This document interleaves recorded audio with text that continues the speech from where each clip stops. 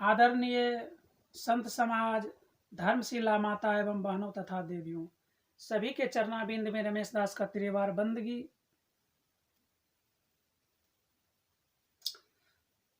आज हम एक बहुत ही बढ़िया प्रवचन सुनाऊंगा।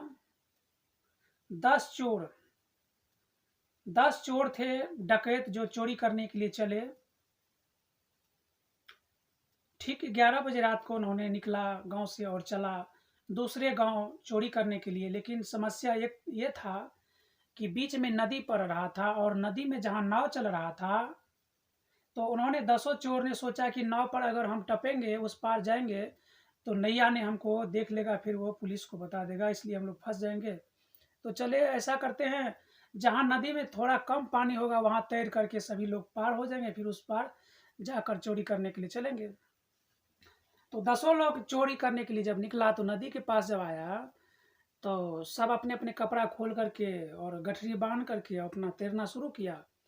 तो उस पार जब गया तो कहा, देखो रात का मौसम है, पानी भी नदी में थोड़ा तेज है, तो एक बार सब आदमी गिनती कर लीजिए कि सारे आदमी पूरा है कि नहीं। तो कहा, गिनती करना शुरू किया। तो गिनती जब करता है तो उसमें 9 ही पूरा हो रहा था, 10 पूरा नहीं हो रहा था टोटल, लेकिन 10 था, लेकिन पूरा हुआ 9 आदमी।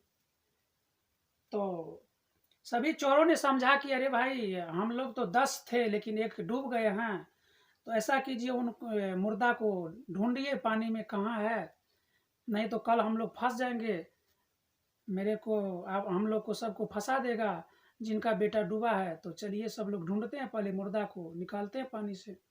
सभी लोग कपड़ा खोल करके नदी में प्रवेश किए और मुर्दा को खोजना शुरू कर दिए। मुर्दा को खोजते खोजते खोजते खोजते सुबह 5 बज गया, लेकिन मुर्दा कहीं मिला नहीं। 10 चोर जब सुबह हो गया तो तब भी लगे हुए थे कि कहीं मुर्दा मिल जाए, लेकिन वो कहाँ मिलने वाला था, क्योंकि वो था ही नहीं डूबा, तो कहाँ मिलेगा। सब लोग 10 लोग सभी चोर परेशान थे, लेकिन मुर्दा कहीं नहीं मिला। संजोग से एक महात्मा पैखाना के लिए वो नदी में आया था, टहलते टहलते तो नजर पड़ गया 10 चोर को। देखा तो कहा, अरे भाई तुम लोग कौन हो। कहा, देखिए महात्मा जी, हम लोग चोर हैं। कहा, क्या कर रहे हो। कहा, क्या कहें, रात में हम लोग टप रहे थे, लेकिन एक आदमी मेरा इसमें साथी डूब गया है, उन्हीं को खोज रहे हैं, मिलता नहीं है महात्मा जी। कहा, तुम लोग थे कितने। कहे, हम लोग 10 थे महात्मा जी। तो महात्मा जी ने नजर दौड़ाया और गिनती किया तो 10 के 10 पूरा है। कहा, अरे भाई तुम लोग तो 10 के 10 पूरे हो, तो 9 कहाँ तुम लोग का आदमी डूबा है कोई। तो उसमें जो था, सब चोर गिनती करता था एक दो करके, 9 तो गिनती कर लेता था और अपना गिनती नहीं करता था, यानी 9 आदमी का गिनती कर लेता था और अपना गिनती छोड़ देता था, इसलिए 9 ही पूरा होता था। महात्मा जी ने गिनती किया तो 10 पूरा हो गया। कहा, अरे भाई तुम लोग तो 10 के 10 पूरे हो, फिर तुम लोग किसको ढूंढ रहे हो। फिर 10 चोर को ज्ञान हुआ कि वो सही में महात्मा जी आप कह रहे हैं, 10 ही हम लोग पूरा है। फिर न चोरी हुआ और भर रात वो लोग परेशान हो गया पानी में। तो श्रोतागण, मेरा कहने का भाव यह है कि इंसान दुनिया में सबका गिनती तो करता है, लेकिन अपना गिनती छोड़ दिया है। कोई ब्रह्मा का गिनती करता है, कोई विष्णु का गिनती करता है, कोई हनुमान जी का गिनती करता है, कोई कृष्ण भगवान का गिनती करता है, कोई बाबा धर्मराज का गिनती करता है, कोई कारो खिरहर का गिनती करता है, कोई सीता मैया का गिनती करता है, कोई बेनी बाबा का गिनती करता है। यानी दुनिया में तमाम सबका गिनती करता है, लेकिन अपना गिनती ही भूल गया है, अपने आप को ही भूल गया है। फिर संसार में वह उसी 10 डकैत की तरह परेशान होता है, लेकिन वह काम सफल नहीं होता है। श्रोतागण, कहने का तात्पर्य यह है कि मनुष्य अपने और कभी नहीं देखता है कि मैं क्या कर रहा हूँ, मुझे क्या करना था। अरे हनुमान ने तो अपना कल्याण कर लिया, अपना भक्ति करके अपना कल्याण कर लिया। राम ने अपना कल्याण कर लिया भक्ति करके, पुरुषोत्तम कहाया। सीता ने अपना कल्याण कर लिया, लेकिन मनुष्य अपने आप को गिनती छोड़ दिया है और दूसरे का गिनती करता है। तो श्रोतागण, इसलिए इंसान को अपने आप को जानना चाहिए कि मैं कौन हूँ, मैं कहाँ से आया हूँ, मुझे क्या करना है और मुझे फिर कहाँ जाना है। यह 2 दिन की जिंदगी के लिए इंसान अपने घर को परमात्मा के घर को भूल गया है और यह माया मोह के चक्र में फंस करके न भक्ति हो रहा है, न भजन हो रहा है, न कुछ हो रहा है। और दुनिया में लोग लगे हैं, कोई बच्चा पैदा कर रहा है, कोई ज़मीन खरीद रहा है, कोई मकान बना रहा है। मकान बनाना, ज़मीन खरीदना, बच्चा पैदा करना कोई गलत नहीं है।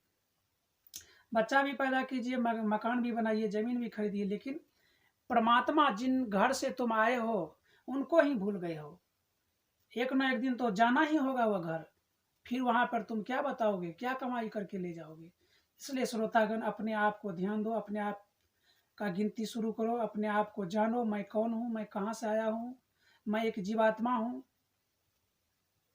मैं शरीर नहीं हूँ। शरीर अलग है, आत्मा अलग है। शरीर यही छूट जाएगा, आत्मा को जाना पड़ेगा और कर्म के अनुकूल इनको भोगना पड़ेगा, सजा भोगना पड़ेगा। इसलिए श्रोतागण, भक्ति भजन से जुड़िए, सदगुरु के शरण में जाइए, ज्ञान प्राप्त कीजिए, भक्ति भजन कीजिए, क्योंकि एक भक्ति भजन ही आपके साथ जाने वाला है। और तमाम दुनिया के माई बाप, बेटा बेटी, जमीन जाल सब यहीं छूट जाएगा, यहाँ तक कि शरीर भी तुम्हारा साथ नहीं जाएगा। श्रोतागण, फिर आप इतना घमंड क्यों करते हैं कि मैं एक बड़ा पहलवान हूँ, मैं बहुत बड़ा विद्वान हूँ। ये कितना दिन तक चलेगा आपका अभिमान? सारा ध्वस्त हो जाएगा। आ रहा है समय, आने वाला ही समय है। यह शरीर बूढ़ा हो जाएगा और आपका सारा मस्ती चूर चूर हो जाएगा। जब डंडा जमराज के पड़ेंगे तब सारा ये दुनियादारी भूल जाएंगे आप। इसलिए परमात्मा का भक्ति भजन करना चाहिए, परमात्मा से जुड़ के रहना चाहिए। यह संसार क्षणभंगुर है, यह शरीर क्षणभंगुर है, ये दुनिया के रिश्ते सब क्षणभंगुर है, सारा छूटने वाला है। श्रोतागण, आपके साथ एक भक्ति ही जा सकता है। इसलिए श्रोतागण, भक्ति भजन जरूरी करना चाहिए। बहुत सारे लोग कहते हैं, अरे भाई अभी तो 60-70 साल का उम्र है, अभी क्या है, मैं तो जवान हूँ। कर लेंगे भक्ति भजन करने से, जब बेड़ा पार होता है तो कर लेंगे, जब 50 के पार जाएंगे तब भजन कर लेंगे। श्रोतागण, यह जिंदगी का कोई ठिकाना नहीं है। कब यह सांस रुक जाए, कब यह सांस का तार टूट जाए। इसलिए सदगुरु कबीर साहब कहे हैं, कल करे सो आज कर, आज करे सो अब, पल में परलय होएगा, बहुरी करेगा कब। श्रोतागण, जो काम कल करना है उसको आज किया जाए, आज करे सो अब पल में परलय होगा, पता नहीं ये सांस कब रुक जाए, कोई भरोसा नहीं है। इसलिए बंधुओं, भक्ति भजन जरूरी करना चाहिए। यही एक आपका साथी होगा और दुनिया के तमाम ऐशो आराम सब यही छूटने वाला है, जिनके पीछे आप लगे हुए हैं। तो हम इतना ही कह करके अपने वाणी को विराम देंगे।